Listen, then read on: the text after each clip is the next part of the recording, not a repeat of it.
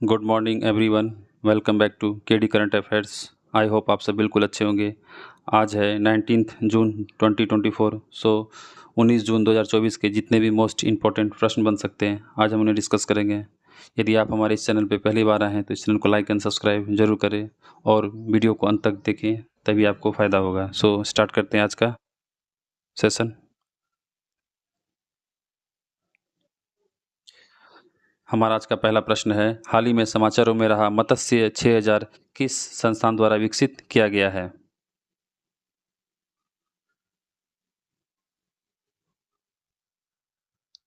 आपका आंसर हो जाएगा राष्ट्रीय महासागर प्रौद्योगिकी संस्थान NIOT चेन्नई।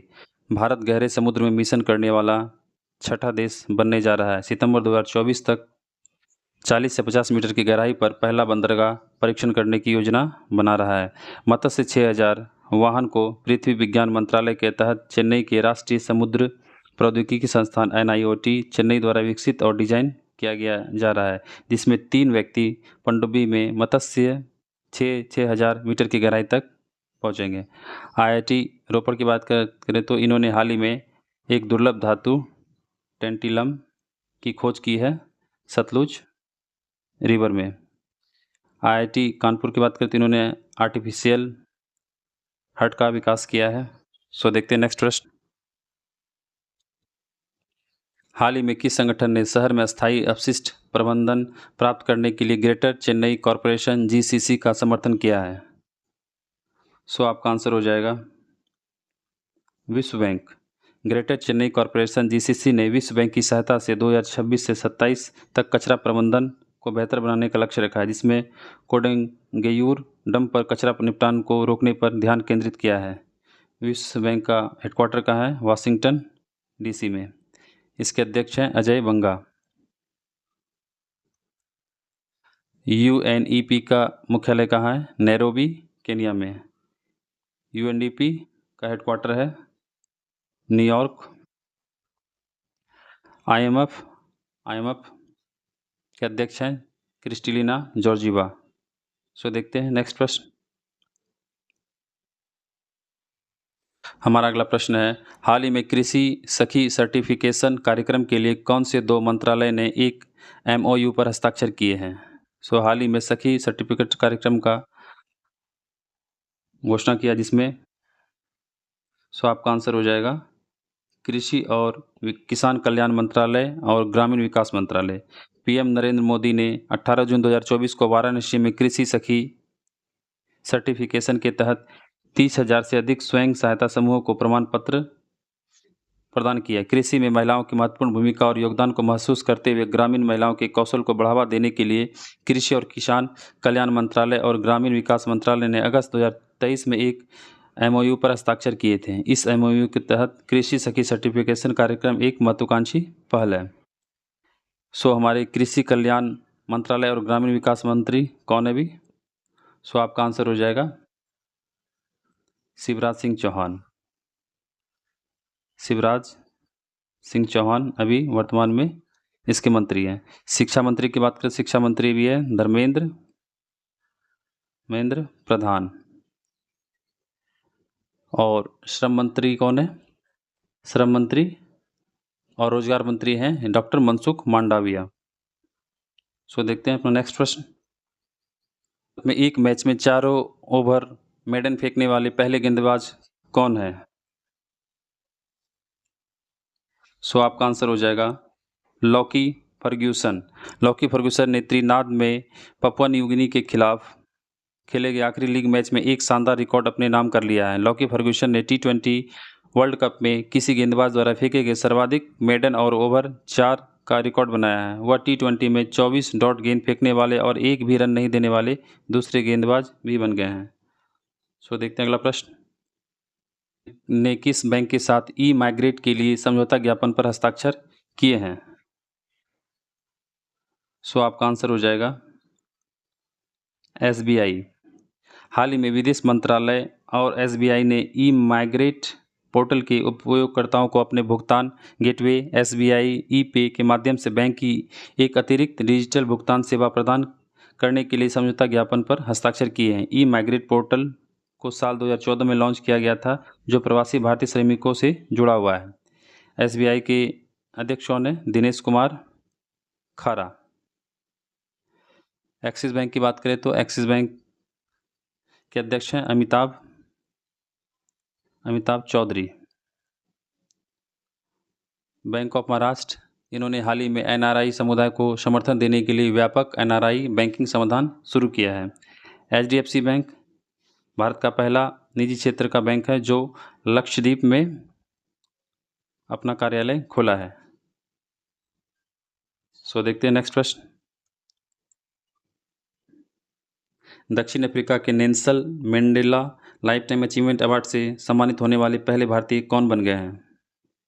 सो आपका आंसर हो जाएगा विनोद गनात्रा।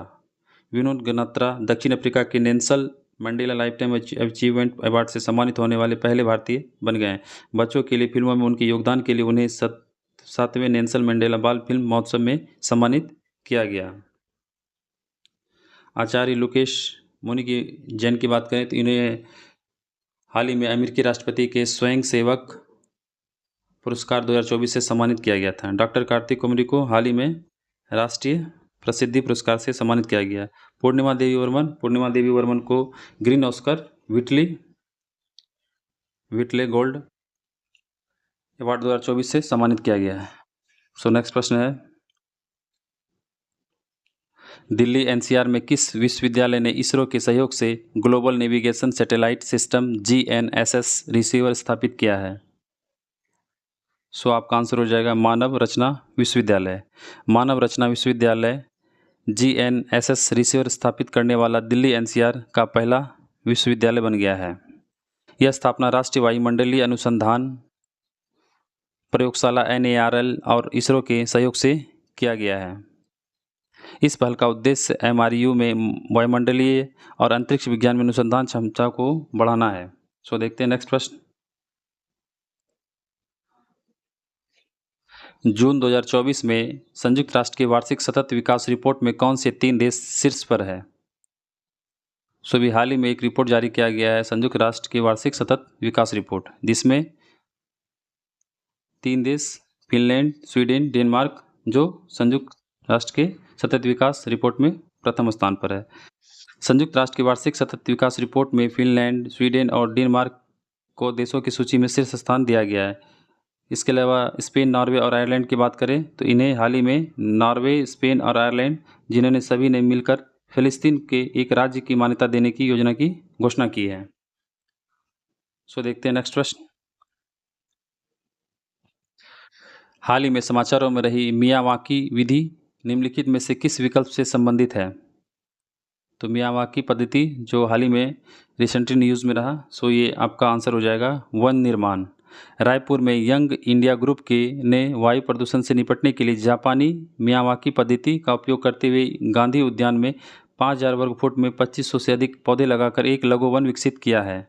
मियावाकी एक विधि है जो जापानी वनस्पति शास्त्री अकीरा मियावाकी, जिसका जन्म 1928 में ने विकसित किया, जो सघन देसी वनों जंगलों के निर्माण में सहायता करती है। सो नेक्स्ट प्रश्न है, हाल ही में किस राज्य द्वारा पर्यटन को बढ़ावा देने के लिए एक अंतर्राज्यीय हवाई सेवा का शुभारंभ किया गया है? सो आपका आंसर हो जाएगा मध्य प्रदेश। मध्य प्रदेश के मुख्यमंत्री द्वारा पर्यटन को बढ़ावा देने के हेतु एक अंतर्राज्यीय हवाई सेवा का शुभारंभ किया गया है। इसे PM श्री पर्यटन वायु सेवा नाम दिया गया है। इसके तहत पहली उड़ान राजधानी भोपाल से जबलपुर के लिए रवाना की गई है। असम की बात करें तो असम में हाल ही में वहाँ के मुख्यमंत्री द्वारा बालिका शिक्षा को बढ़ावा देने के लिए मुख्यमंत्री संतुष्ट योजना शुरू की है। उत्तराखंड की बात करें तो उत्तराखंड में हाल ही में पिरुल लाओ पैसा पाओ अभियान शुरू किया गया है। इसके अलावा वहाँ उत्तराखंड पर्यटन ने भारत के पहले खगोल पर्यटन अभियान की घोषणा की, जिसका नाम नक्षत्र सभा का आयोजन किया गया। सिक्किम से रिलेट कर सकते हैं आप। सिक्किम हाई कोर्ट ने अपने महिला कर्मचारियों के लिए मासिक धर्म अवकाश शुरू करने वाला भारत का पहला न्यायालय बना, सिक्किम हाई कोर्ट। सो देखते हैं नेक्स्ट प्रश्न।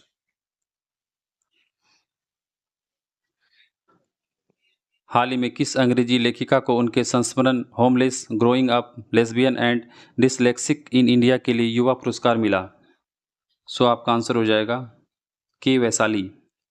अंग्रेजी लेखिका के वैशाली को उनके संस्मरण homeless, growing up, lesbian and dyslexic in India के लिए साहित्यिक अकादमी युवा पुरस्कार 2024 मिला है। युवा पुरस्कार युवा के लेखकों को उनके उत्कृष्ट साहित्यिक कार्यों के लिए प्रदान किया जाता है। हिंदी लेखक गौरव पांडे स्मृतियों के बीच घिरी है पृथ्वी कविता संग्रह है जो उनको युवा पुरस्कार मिला है। आलिया भट्ट ने हाल ही में पुस्तक the adventures of Ed a mamma Ed finds a home के शीर्षक वाली पुस्तक का लेखन किया है। अल्पना किलावाला द्वारा लिखित पुस्तक हाल ही में a fly on the RBI wall लिखा है। सो फ्रेंड्स, ये आज का सेशन का आखिरी प्रश्न था। चलते हैं पिछले होमवर्क सीरीज के प्रश्न पर।